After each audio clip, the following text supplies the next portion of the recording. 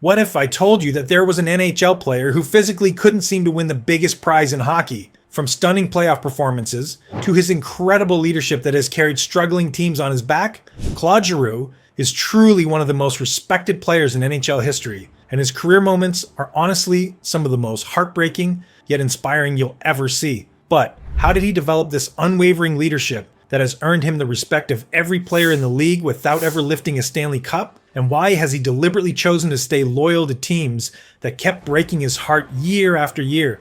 Well, to find out, we have to go back to 1988. Hurst, Ontario, a small mining town with barely 5,000 people, was home to a young boy who would grow up to face one of hockey's greatest challenges, being amazing at everything except winning the one thing that matters most. Claude Giroux was born into a world where hockey wasn't just a game, it was survival. In a town where the local mine provided most jobs, and winters lasted 8 months, the ice rink was where dreams lived and died. But here's the thing about Claude. Even as a kid, he had this weird ability to make everyone around him better, to carry teams on his back. But somehow, the biggest prizes always slipped through his fingers. This wasn't just bad luck we're talking about. This was a pattern that has followed him his entire career, turning him into the most respected player who has yet to hold up the Stanley Cup. And if Claude couldn't break this curse growing up in the hockey heartland of Canada, how could he possibly do it in the NHL? Hurst wasn't the kind of place where NHL dreams usually come true. The town's biggest claim to fame was its lumber mill, and the fact that it got so cold in winter that cars wouldn't start without block heaters.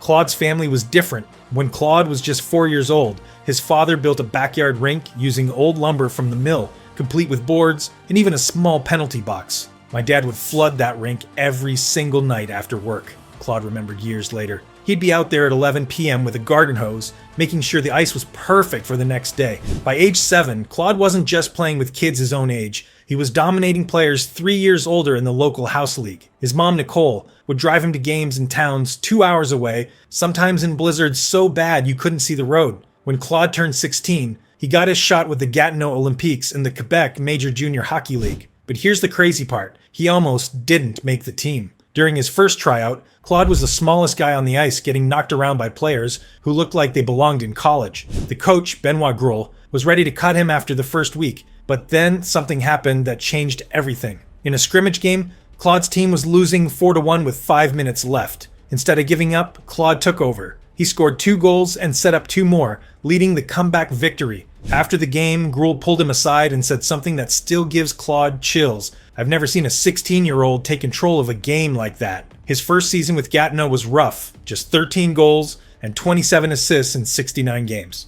The transformation was incredible. In his final junior season, Claude exploded for 103 points in just 62 games, leading Gatineau to their first playoff series victory in 5 years. But it wasn't just the numbers that impressed NHL scouts. It was how he made his teammates better. Players who had struggled their entire junior careers suddenly looked like stars playing next to Claude. His line mate, a guy named Marc-Andre Cliché, who had never scored more than 15 goals in a season, ended up with 31 goals playing with Claude. The Philadelphia Flyers, who have been watching him since his second junior season, knew they had found something special. On June 22, 2006, they selected Claude Giroux with the 22nd pick in the NHL draft, making him the 3rd highest Quebec junior player taken that year. But even then, nobody could have predicted what was coming next. September 15th, 2007. Claude Giroux stepped into the Philadelphia Flyers training camp as an 18-year-old kid who still looked like he needed permission to be there. At 5'11" and barely 170 pounds, he was getting crushed by guys like Scott Hartnell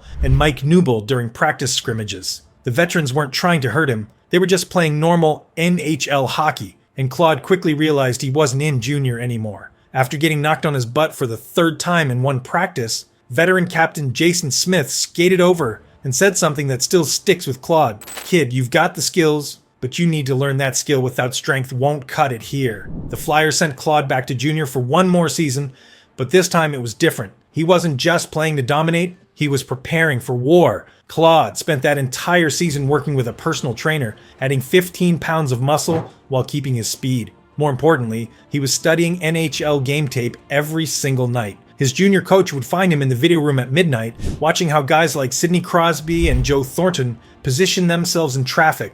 "I realized I couldn't just outskill everyone anymore," Claude later explained. "I had to outthink them." When Claude finally made his NHL debut on February 19th, 2008 against the Nashville Predators, something magical happened. Not because he scored, he didn't even register a point that night, but in the third period, with the Flyers down by 1 goal, Claude made a play that had his teammates doing double takes. He stripped the puck from Nashville's top defender, David Legwand, right at center ice. Then instead of going for the glory himself, he threaded a perfect pass through 2 defenders to set up a wide-open scoring chance. The shot missed, but veteran winger Simon Gagné skated over during the next TV timeout and said, "Where the hell did that come from, rookie?"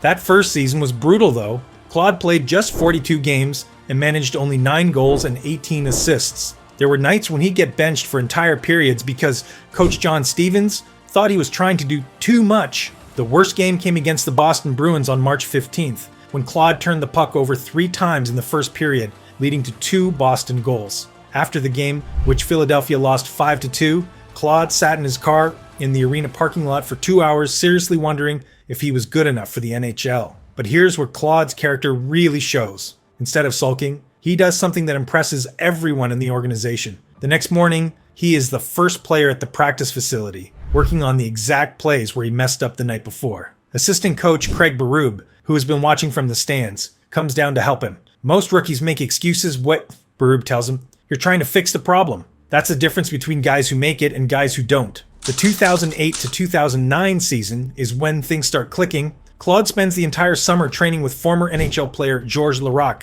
learning how to use his body to protect the puck in traffic. The results are immediate. In his first full NHL season, Claude scores 16 goals and 43 assists in 82 games, but more importantly, he becomes the guy his teammates look to in pressure situations. During a crucial game against the New York Rangers on December 12, 2008, Claude scores the game-winning goal with 47 seconds left, but it's how he does it that gets everyone's attention. Instead of rushing his shot, he calmly waits for Rangers goalie Henrik Lundqvist to commit, then roofs the puck over his glove like he's been doing it for 10 years. By his third season, Claude wasn't just another young player trying to find his way. He was becoming a leader, even though he was still only 22 years old. Veteran defenseman Chris Pronger, who had won a Stanley Cup and knew what leadership looked like, started pulling Claude aside during games to talk strategy. "This kid sees things before they happen," Pronger told reporters after a win against Montreal. "I've played with some great players, and Claude's hockey sense is already at that level." Claude finished that season with 25 goals and 51 assists,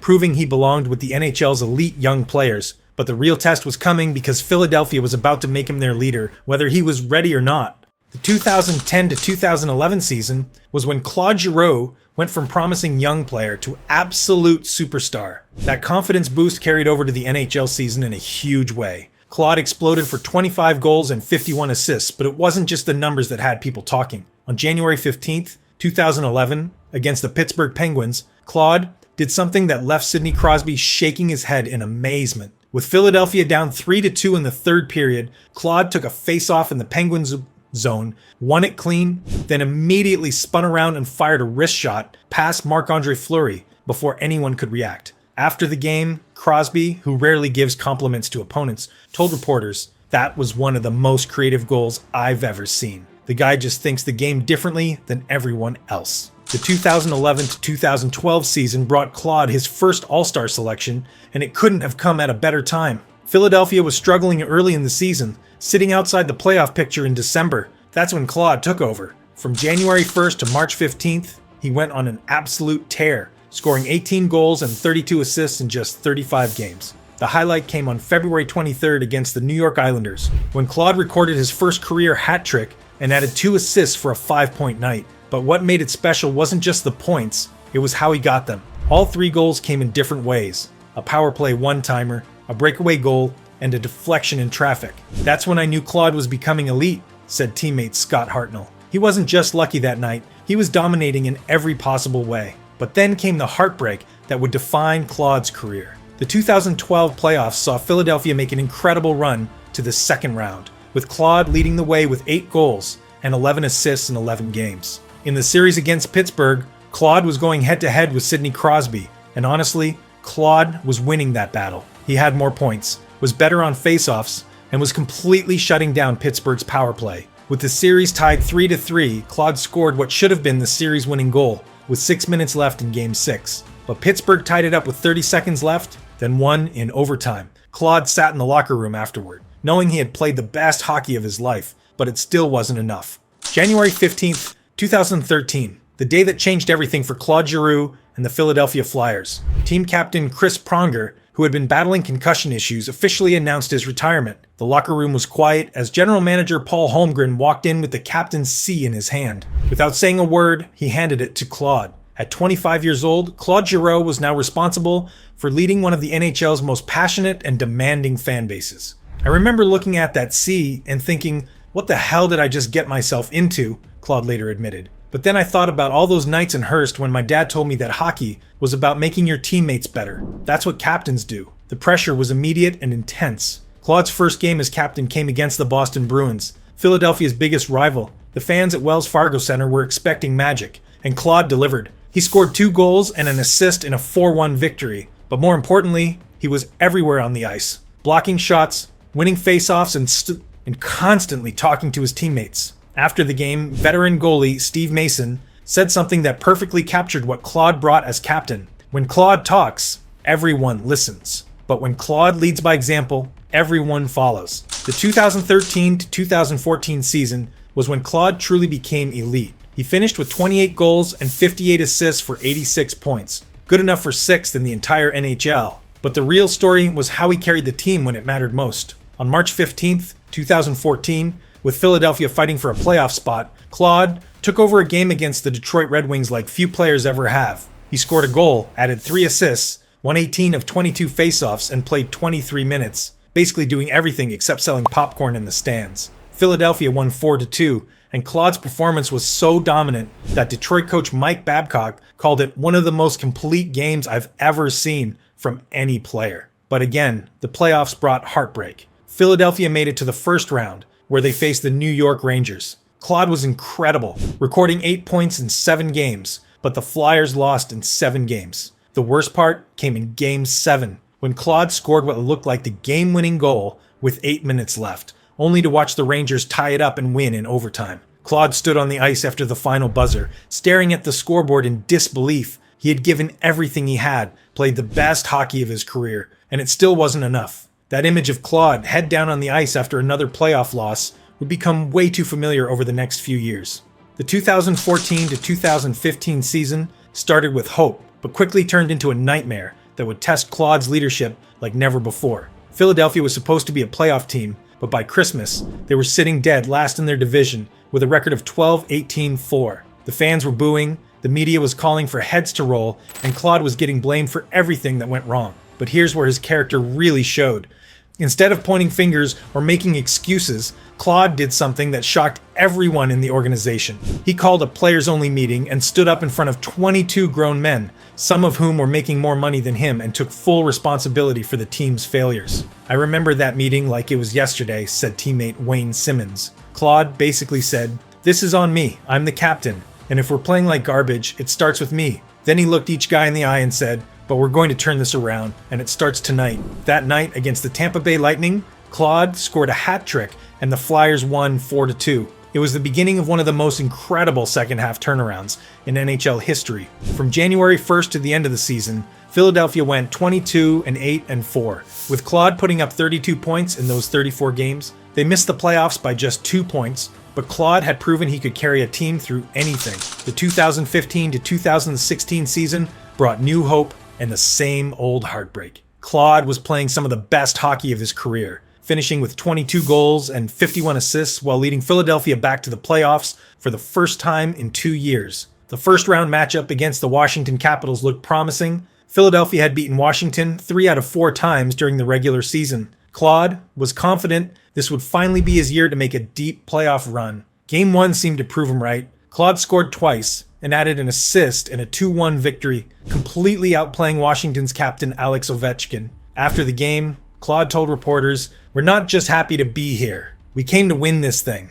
But then the heartbreak started all over again. Washington won Game 2 in overtime, despite Claude's goal and assist. Game 3 was a tough loss for Philadelphia, with Claude playing 28 minutes and looking exhausted by the end, as the Flyers fell 6-1. Claude tried everything to spark his team. In Game 4, he fought Washington's Brooks Orpik, something Claude almost never did, just to fire up his teammates. It worked temporarily. Philadelphia won 4-1, with Claude scoring the game winner. But Washington closed out the series in Game 6, and once again, Claude was left wondering what more he could have done. The next few years became a pattern of individual brilliance and team disappointment that was almost painful to watch. In 2016 to 2017, Claude had a solid season with 14 goals and 44 assists, but Philadelphia missed the playoffs entirely. The 2017 to 2018 season looked different though. Claude was older, wiser, and had learned to pick his spots better. He finished with 34 goals and 68 assists for 102 points,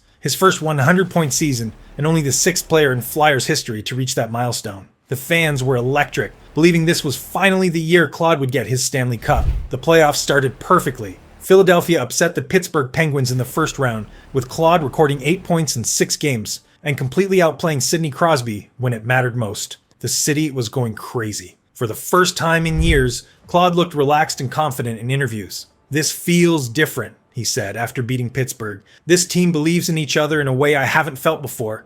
The second round against Tampa Bay started even better. Claude scored in overtime to win Game 1, then set up the game winner in Game 2. Philadelphia was up 2-0 in the series, and Claude was just 12 wins away from his first Stanley Cup.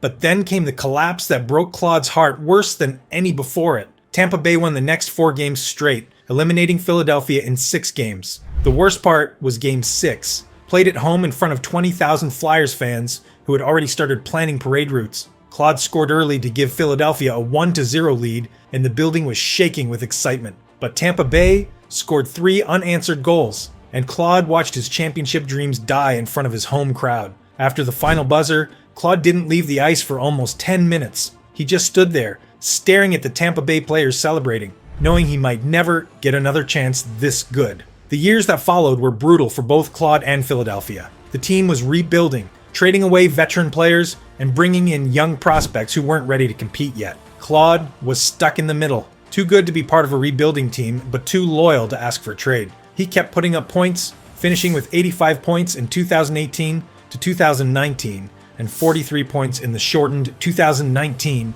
to 2020 season. But the team kept missing the playoffs or getting knocked out early. The worst part was watching other players his age, guys like Jonathan Toews and Patrick Kane, win multiple Stanley Cups, while Claude collected individual awards that meant nothing without team success. By 2021, everyone knew something had to change. Claude was 33 years old and had spent his entire career with Philadelphia, but the team was clearly years away from competing for a championship. The conversations between Claude and general manager Chuck Fletcher were honest but heartbreaking. Chuck basically told me that if I wanted a real chance at winning a cup, I needed to go somewhere else, Claude later revealed. It killed me to hear it, but I knew he was right. On March 19th, 2022, the trade everyone saw coming finally happened. Claude Giroux was traded to the Florida Panthers for a first-round pick and 2 prospects. Since then, Claude has continued his career as an elite playmaker, and as of the 2024-25 season, he is playing with the Ottawa Senators, bringing veteran leadership and skill to a young team hungry for success.